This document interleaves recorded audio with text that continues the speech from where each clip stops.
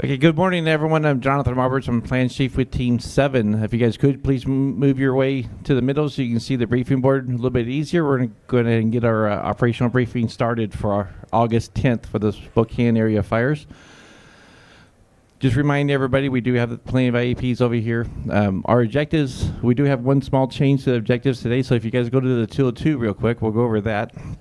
And you'll notice on the last one on the management objective, it's going to read, safely identify, isolate, and document all residential, commercial, and industrial hazards, utilizing specialized detection and monitoring equipment to support urban mop-up operations, ensure firefighter and public safety, establish exclusion and control zones, and provide actionable data for hazard mitigation and recovery operations. That's taking the place of the one we had earlier where we were just getting an assessment for the DINs, and now that we're actually getting into those structures and working on rehabbing those, that's why we've made that change. So please make sure you go over those really good with your crews, and they understand those.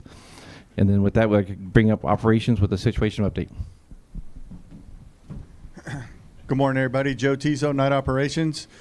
And I don't really have a lot to report based on the hard work you guys are putting in during the day. There's not a lot for us to do at night, so we really appreciate that work and keep it up so that we could have another quiet night. Thank you.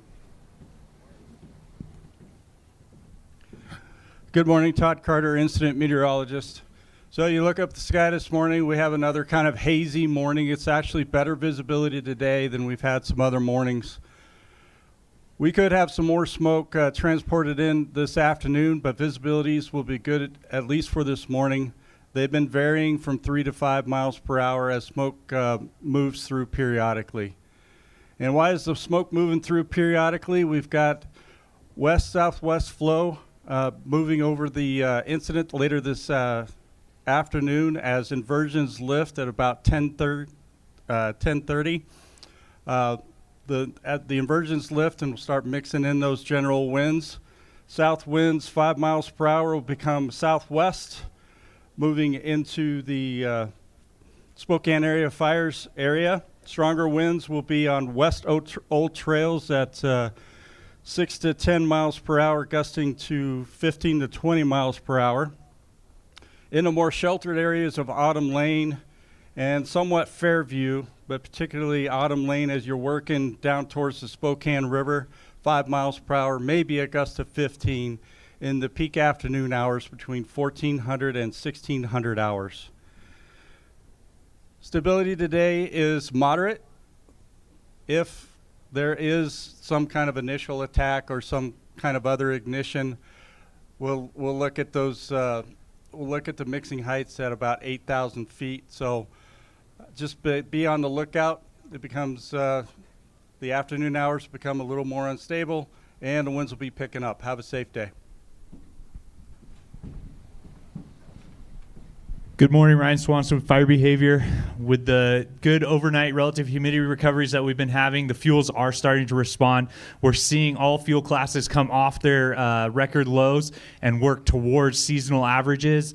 The 1 hour fuels overnight are out of play, and probably by mid-morning they're going to be back in play. So do expect all fuel classes by the middle of your shift to be able to carry fire. Not expecting any movement of our fire perimeters today. Even the heavy fuels that have been retaining the heat after a couple more days with this relative humidity recovery, those are going to start looking a lot better.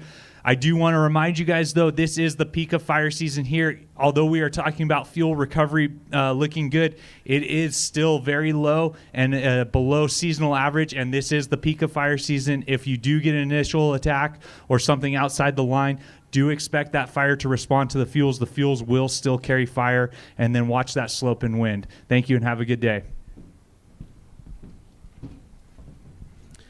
Hey, good morning, everyone. Scott Cones, one of your operations section chiefs. With us today, we also have lead ops Scott Grasmick, field operations Sean Craig and Derek Steidley. Okay, starting up on branch 1, the Autumn Lane fire, branch director Steve Schultz. On Charlie X-ray, you have Jason Miller and Osterland. And Division Delta, Brennan. Division Mike, Class A. Division Sierra Blanco. On Branch 5, down on the Old Trails fire, you have Branch Director McGurvey. On Juliet Bravo Ruiz, Echo Foxtrot Wilkins, Golf Hotel Didi. And then on Branch 10 over here on the Fairview fire is Branch Director Goheen. And changed for today, Lima, November, and Tango, all combined under one Division Supervisor Valenzuela. And then in the structure group, you still have Rober and Scott. Okay, work assignments remain unchanged for today. We're going to continue to strengthen those control features, mop up where we can, where it's safe to do so. And the structure group is going to continue to evaluate and mitigate urban hazards in preparation of follow-on activities in the future. Before I leave here, though, I wanted to say you guys have been doing a great job. You can see all the black that you got on the map now, indicating contained line, sorry. So appreciate all the help. We are starting to right-size the number of resources that we have on the incident. So if you're not on the plan today and you're demobbing, just want to say thanks for all your hard work. Hopefully you get some rest before your next assignment. We're going to try to kick folks out here that can go help other places and other fires. So appreciate it and thanks. Morning, everybody. Eric Vergeries, Air Ops. So today, same as yesterday, we got fixed wing and rotor wing upon request. The big thing today is we've shrunk the TFR. So the autumn fire comes down to here to the old trails, kind of comes up, back up around like that. Fairview is no longer in the TFR. So if you see drones, UAS flying over there, it's okay, they're allowed to. If you go to the FTP site, the updated air map will be on there, and have a good, safe shift. Good morning, Jason Dana with Safety. So I just want to talk about our focus on safety, both firefighter and public safety. So when you guys are out there, we're talking about demobbing some people. We're talking about initial attack responsibilities. We're talking about other things like that. Do not forget that's our utmost priority is safety. So if you get pulled off on initial attack, the same rules still apply. You still need a good briefing. You still need to brief the crews. There's no sense of urgency out there with that stuff. There shouldn't be. It's more important than safety. So the other thing is public safety. Red Cross had a big press release news thing last night talking about the kits that are available to homeowners out there. If you see homeowners digging around and stuff with bare hands, exposing themselves without masks, point them to the general direction of the local fire departments, fire stations, where you guys are working, and help educate them on those risks out there. Have a good shift. Good morning, Jeff Davis, Comel. No changes in your 205s. Check your 204s to make sure you're using the right tack channel. We're talking about right sizing. If you're demobbing today or you're in the near future, everything goes to the red trailer over there to your right. That means your radio, your cases, your speaker mics, and your mag mounts. Thank you. And when you have your demo paper to sign off, go to the red trailer. Thanks.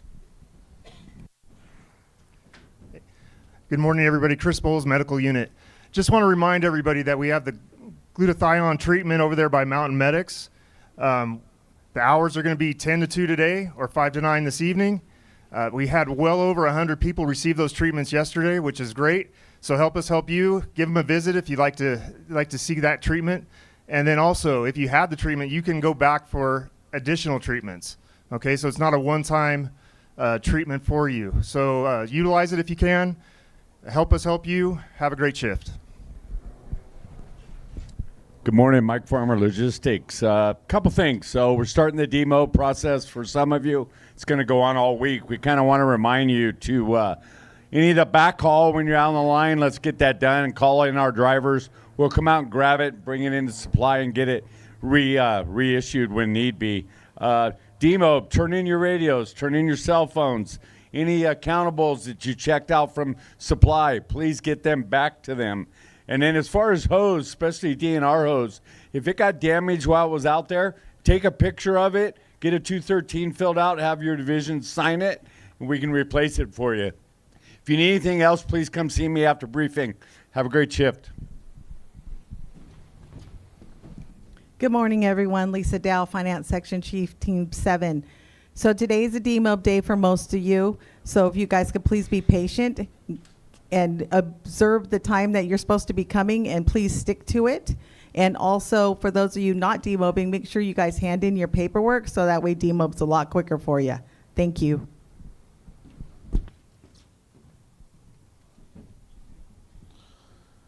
Good morning, everybody. Johnny King, PIO trainee. I want to start off by thanking you all for your hard work. We acknowledge that and we appreciate it. As PIOs, we know that social media can be a really positive tool to put out that hard work and everything you're doing. But in these kind of sensitive, more complex fires, we need to remember that we're following federal social media guidelines, right? So there should be no posting on your personal social media unless it's vetted through the PIO shop first. Also keep in mind that you're not supposed to be posting anything during your working hours.